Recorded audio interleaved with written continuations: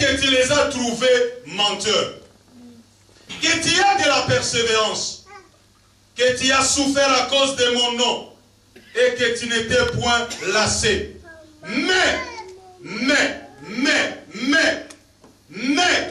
ce que j'ai contre toi, c'est que tu as abandonné ton premier amour. Tu as, souviens-toi, donc d'où tu es tombé, répands-toi et pratique tes premières œuvres. Sinon, je viendrai à toi et j'ôterai ton chandelier de sa place, à moins que tu ne te répandes. Tu as pourtant ceci, c'est que tu aies les œuvres de Nicolaïte, œuvres que j'ai aussi. Amen. Là, nous voyons le Seigneur, le maître de l'église, est en train de parler. Il est en train de parler à l'église d'Éphèse. Il commence par louer cette église. Il dit, je connais tes œuvres, je connais ton travail, je connais ta persévérance, je connais ton talent, je connais ton ministère, je connais ta vie de prière, je connais ton église, je connais. Lorsque vous lisez jusqu'au verset 3, l'église qu'on est en train de peindre là-dedans, c'est la meilleure église possible. Et tout un chacun de nous aimerait bien faire partie d'une telle église. Parce que là, le Seigneur ne fait que louer l'église d'Éphèse, ne fait que dire de bonnes choses. Il dit, je connais tes œuvres. L'église d'Éphèse avait les bonnes œuvres. L'église d'Éphèse avait le travail. L'église d'Éphèse avait de la persévérance. Mais il se tourne, il dit, malgré tout ça, j'ai quelque chose auquel j'ai contre toi. C'est quoi? C'est que tu as abandonné ton premier amour. Tu as abandonné le premier amour. Il dit, je connais tout. Je connais ce que tu es. Je connais ce que tu fais. Je connais bien ton travail. Mais ce que j'ai contre toi, c'est que j'ai contre toi, c'est que tu as abandonné le premier amour. Les mots là, quand la Bible dit, je connais tes œuvres, le mot là, œuvre, c'est un mot qui vient du grec ergon.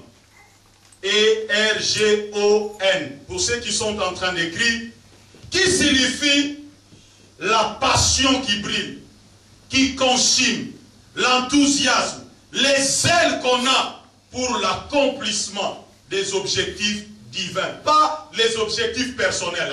Parce qu'il y a des gens, quand il s'agit des objectifs personnels, les gens sont très zélés, très dynamiques. Mais quand il s'agit de travailler simplement pour Dieu et qu'en retour, ils n'ont rien, leurs ailes s'éteignent. Là, il dit, je connais ta passion.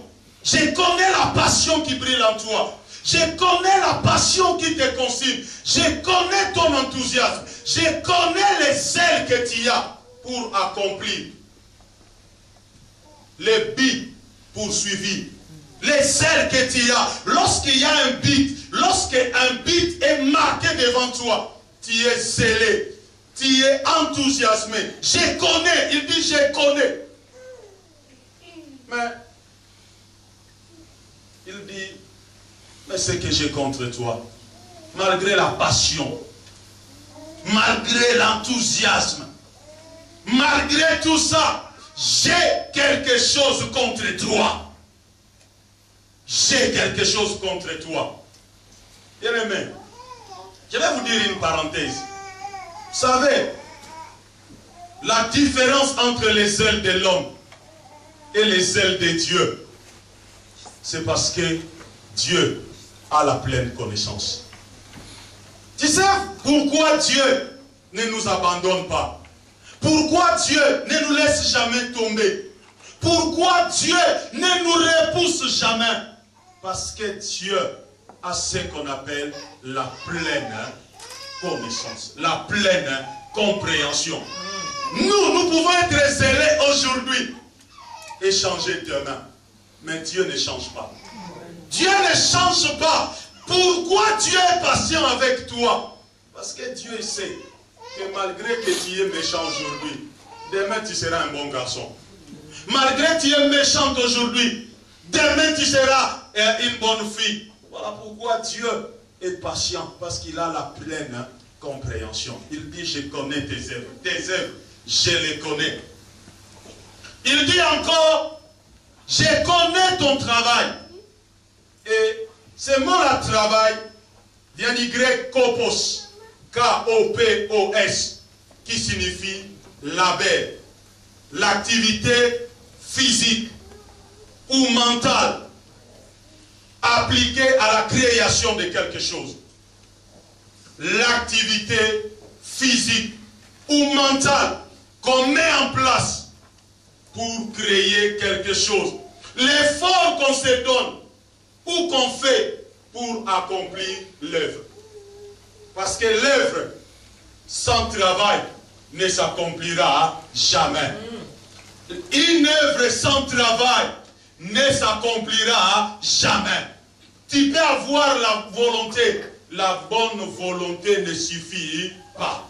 La bonne volonté ne suffit pas. Il y a des gens qui sont morts, qu'on a enterrés, qui avaient de bonnes volontés, qui avaient des projets écrits même dans les cahiers, mais parce qu'il manquait le travail, parce qu'ils étaient fainéants.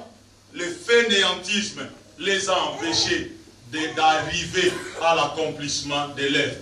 Mais Dieu dit, malgré l'œuvre que tu as, malgré le travail, malgré l'énergie que tu mets, suivre les âmes, prêcher, enseigner, venir à l'église, chanter à la chorale, donner l'argent, s'aimer quand on dit de s'aimer. Malgré tout cela, j'ai quelque chose contre toi. J'ai une chose contre toi. Bien-aimé, Dieu dit encore, je connais ta persévérance. Je connais ta persévérance. Et le mot la persévérance vient du grec upomone, H-I-P-O-M-O-N-E, qui signifie rester ferme à l'objectif, rester ferme au but, rester ferme dans la course, sans dévier, quelles que soient les conditions, les circonstances ou les obstacles. Bien aimé, souvent, ce qu'on appelle aujourd'hui persévérance dans l'église, je ne sais pas où est-ce qu'on a pris cette explication. Aujourd'hui, les gens disent qu'ils sont persévérants parce qu'il a un problème. Il est en train d'attendre quelque chose de la part de Dieu. Il dit, je suis persévérant. Non. La persévérance, c'est la capacité de rester ferme à l'objectif. Sans aller ni à gauche, sans aller ni à droite. Parce qu'il y a des gens qui vous disent qu'ils sont persévérants, mais ils sont en train de dévier dans la persévérance. Pendant qu'il est persévérant, il est en train de murmurer. Pendant qu'il est persévérant, il est en train de se plaindre par son manque de crainte de Dieu. Bien-aimé, Dieu est souverain. Dieu peut tuer quelqu'un sans être un assassin. Voilà pourquoi, lorsque nous prions, nous devons nous rendre compte que Dieu a un agenda. Et dans son agenda, il a un jour prévu. Il a l'heure prévue et il a un temps prévu pour faire ce que Dieu est en train de demander. Et si dans son agenda, il n'y a pas de prévu, plaide comme tu veux, mutile toi-même, coupe-toi les bras, les pieds, la jambe, coupe toi-même la tête. Si la chose que tu es en train de demander n'est pas dans l'agenda de Dieu, tu ne l'auras pas. Mais si à cause de, je dis mais, si à cause de ton insistance, Dieu te le donne, ça va te détruire. Si à cause de ton